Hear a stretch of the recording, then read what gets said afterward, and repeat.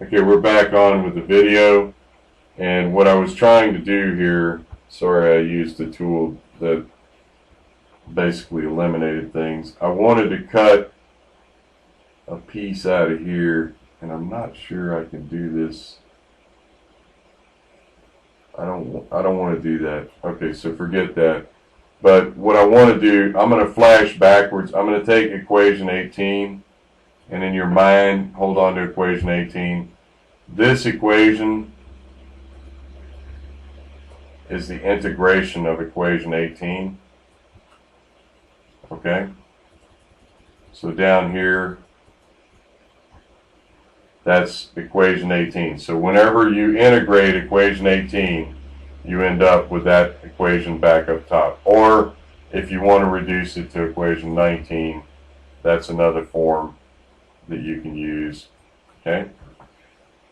So if you integrate equation 19, you get the equation on the front page of the other. And that historically has been a problem I've assigned in class for the exam, but I did not do that this year. It's not fun. It's really painful, but it's a good learning lesson. Okay, so now we're going to take equation 19 and we're going to take the Laplace transform of that relationship. Why are we going to take the Laplace transform, class? Because we want to know this solution in the Laplace domain. So when we take the Laplace transform of equation 19 in the form given by equation 21, what we find is we end up with an integral of a Bessel function. And you can see that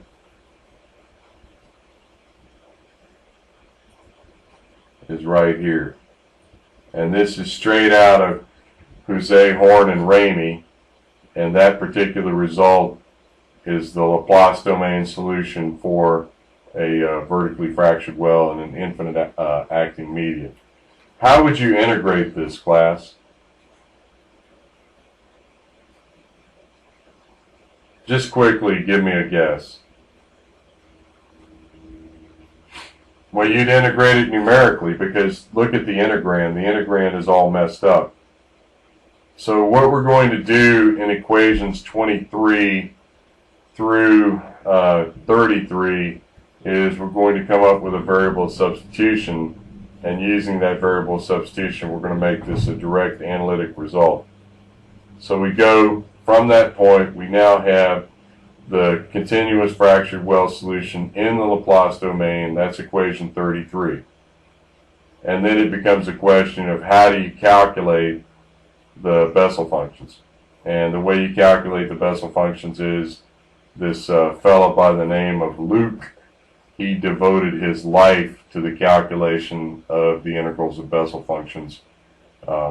That's something you can use for that. So the integral of K0 is known. It's not fun, but it's known. And you're not going to use this form because this is not very compact. It's not very clean. But you could, if you had to, use this form for the integral of the Bessel function. But in fact, you don't have to do that. There are some approximations in that integrals of Bessel functions book that you can use. Okay. You'll notice that you have 3 nested loops inside of this, and that's why you don't want to use this. So there's a loop, there's a loop. Sorry, need to not say loop, but series. Okay, so that's a series. So that's really ugly, and this is not gonna. It's not going to be very cooperative. In fact, it's probably not going to run in Visual Basic because of the complexity of the series. It's probably not going to converge. You'll have to use something like Fortran with extended precision, or you'll have to use Mathematica to compute this. Okay. So we continue this discussion, and in the end, we can also simply, by substitution, we can come up with the solution for the behavior of an infinite conductivity or uniform flux case in a bounded circular reservoir, and you would go through a similar approach to integrate that, and that's what you're seeing in the yellow box, or the red box with the yellow text. I mentioned there's a book by Luke, which is out of print, and I did give that to you, and that book gives you a number of relatively simple, that is single precision correlations to calculate the integrals of Bessel functions. You will want something better than that, but for the sake of argument, you can get started with that. Okay. The last thing we'll talk about is sort of the master plots, and again, we're back on the solutions. So the solution, this is Cinco and Samonyego's solution recalculated by me, and you can see the finite conductivity cases, which obviously have higher pressure drop, and then the infinite conductivity cases, which obviously have lower pressure drop. I've drawn this somewhat incorrectly because this should be against there, because this is its derivative and this is not, but we could argue that all we're really looking at here is the extremes. You'll expect to see 1/4 slope for the finite conductivity cases. You'll expect to see 1/2 slope for the infinite conductivity cases. Out here is where radial flow is. That's this characterization. So what happens, class, if you're way down here with your production performance data?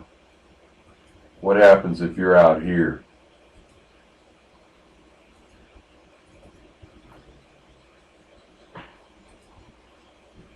Does anyone remember what radial flow means?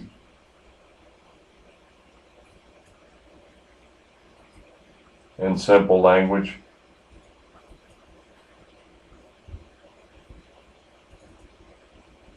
Does anyone remember?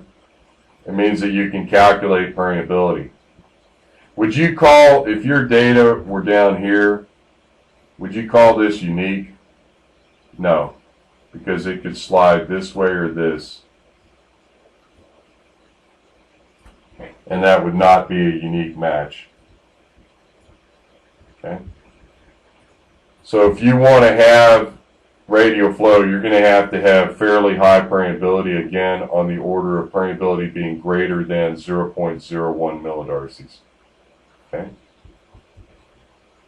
Questions or comments about that? What am I getting at? What I'm telling you is that in a pressure transient test and a horizontal multifrac well, you're probably never going to see radial flow. In a pressure transient test and a vertically fractured well with permeability in the formation on the order of 0.001 millidarcies, you're never going to see radial flow. It's just not going to happen. Radial flow is far too, it's too evolved of a relation. You're not going to see it in a time frame that you would run your test or produce your well. The last graphic in this sequence is the so-called Cinco-Samaniego skin factor correlation. Does anyone want to know why they did this? There's a little historical story behind this. So what this does is it takes and correlates the radial flow skin factor with the fracture half length and with the the fracture conductivity. So the way this would work is you would come over here, you would pick a conductivity, in this case we could say 1, you would come up, you would touch this curve, and then you'd make a right turn, the other right, left turn, and go across and read this. I'm just being lazy, I'm going to put it here. Sorry.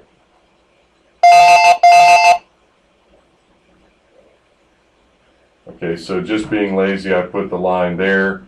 So we're looking at about 0.2. And what I'm going to do is calculate a skin factor. So what this tells me is that if I have a fractured well and I know the conductivity, which would be here,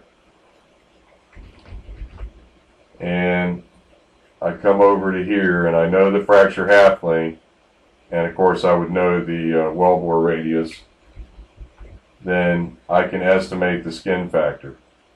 That's how that would work. Okay? Why would this be important, class? What would this be useful for?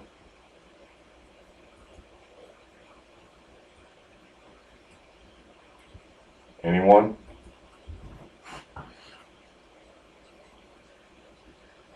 Who wants to be a manager? Santiago, you ready? Does your manager care about fracture half length? Does he care about fracture conductivity? He cares about skin factor. So this is a correlation to reverse engineer what the skin factor is in radial flow language. So this is like a translator. This converts for pseudoradial flow, this converts the behavior of a fractured well into an equivalent unfractured well with a large negative skin factor. That skin factor that you see there, that S term, will be gigantic. It'll be -5, -6, maybe even -7. That's the way this works. So the goal of this is to provide a relationship so that people will understand the equivalent radial flow case for this. Okay? All right, so as we close for tonight, I'll take any questions you have. Tomorrow night, Turpon's going to go over this again with you in the recitation. Turpon, you want to do that? Is that a yes or a no? Okay. Do you want to have a lecture tomorrow night instead, Turpon? I can give lecture tomorrow night. Tomorrow night will be naturally fractured reservoirs. Okay, class? And probably Friday night what I'll do is go over linear flow. I've been working on the linear flow lecture all day, so I'll be ready for that. That was a little more difficult because I hadn't put that in a PowerPoint format. So we'll do the naturally fractured reservoir tomorrow night, and then the linear flow lecture the night after. Linear flow lecture on Friday night will be fairly straightforward. It won't kill you, but it's worth understanding why we're doing it. And then next week we'll cover the other two lectures. I'm sorry I don't have it in front of me. I believe it is the diffusion equation and convolution, and then we'll do wellbore storage. Actually, I think I might move wellbore storage to next week. I might move convolution and wellbore storage to next week, and then do the diffusion, the nonlinear diffusion, as the last lecture on Monday the 2nd. Okay. Is everybody aware now that I've extended the date to the 11th? That is what it says. You will submit a single file with the entire exam. You're giving me an opportunity to show you didn't read it. So it will be a single file with all 4 problems. You will also include the exam printout with any notes or comments you may have made on it. Please construct your exam around those sheets. In other words, put the work that you create in between the sheets of the problems, so to sort of be in order. Here's the answer on number 4. Yes, I want you to impress me. No, I don't expect everybody to create a work of art. But if you don't do something for number 4, I can't give you credit for number 4. Does everyone understand that? It doesn't have to be magnificent, but it has to be something. And I will work with you individually on number 4, but it has to be relevant to what we're trying to do here. It needs to be a small-ish problem. It's not a thesis, guys. It's a small-ish problem. And I'll be working with individuals who don't have any idea of what they want to do. I'll help you create a problem. Okay. I will be online more or less from now until you see me on December 2nd. I will be stationary. If we need to have extra sessions or if we need to have other things, feel free to contact me. Termpond's going to disappear because he's got end of semester work and he's going to go home on the 4th. But until then, we're going to abuse him and get all the work we can out of him, right? No one's laughing. All right, so is everybody ready for tomorrow night? Naturally fractured reservoirs. Thursday night will be linear flow. I'm really sorry. I keep forgetting today's Tuesday for you.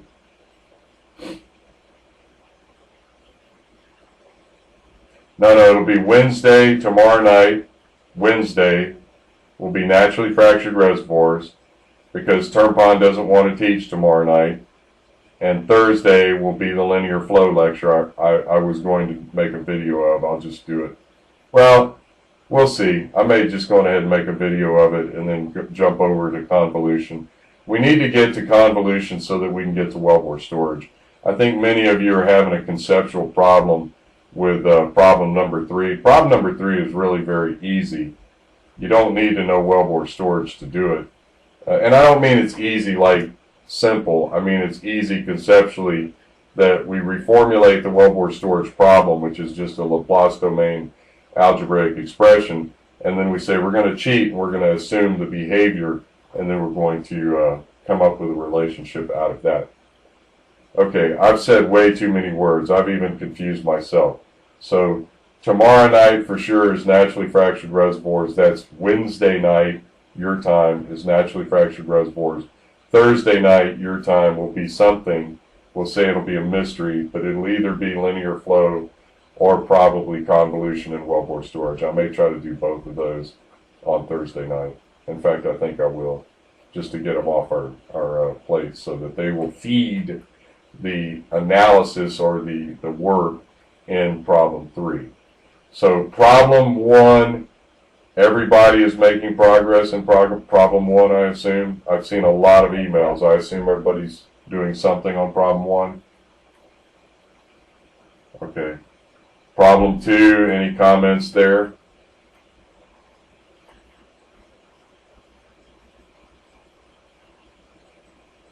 Okay, Termpond, I need you to help them with problems 1 and 2 for sure, right?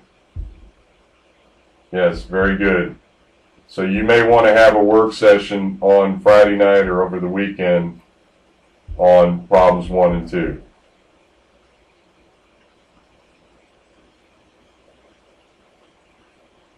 Turn your volume up. I got mine on maximum.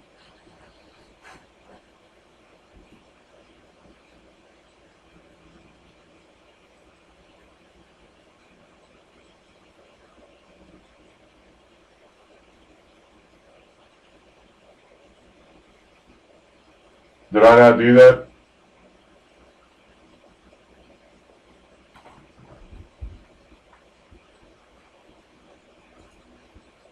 Let me have 1 second. Let me have a second.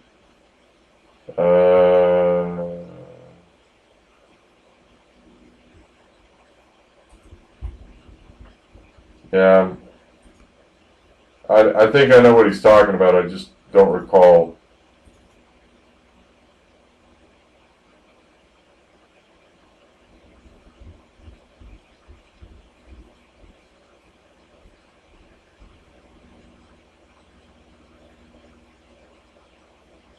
Okay, are we talking about what page? 4?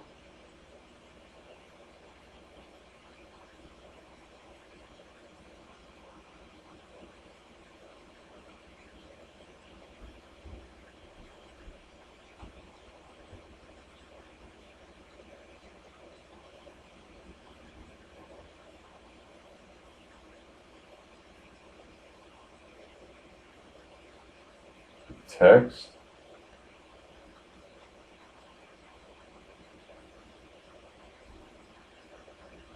Is there no image? The images are there.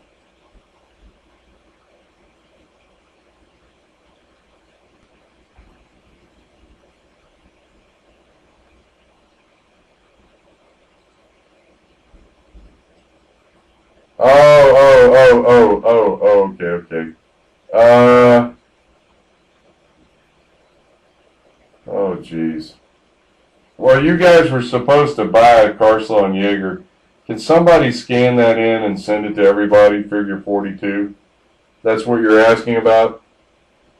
It's figure 42 on page 7. Yeah, I don't have a Carslon Jaeger here. I'll try to find something.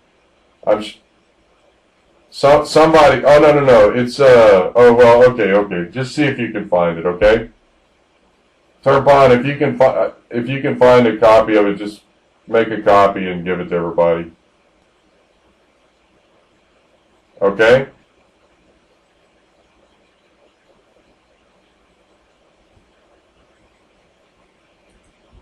Sorry.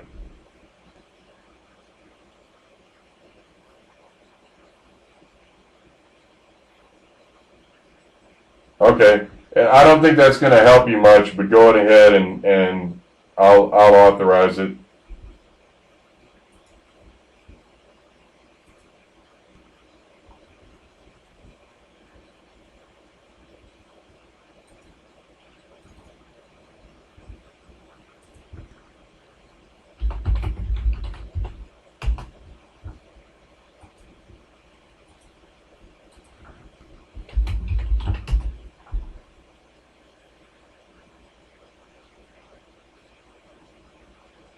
Okay, are you guys okay? Okay, I'm going to terminate and I'll put these files on the server. Thanks, guys. Yeah, I hope.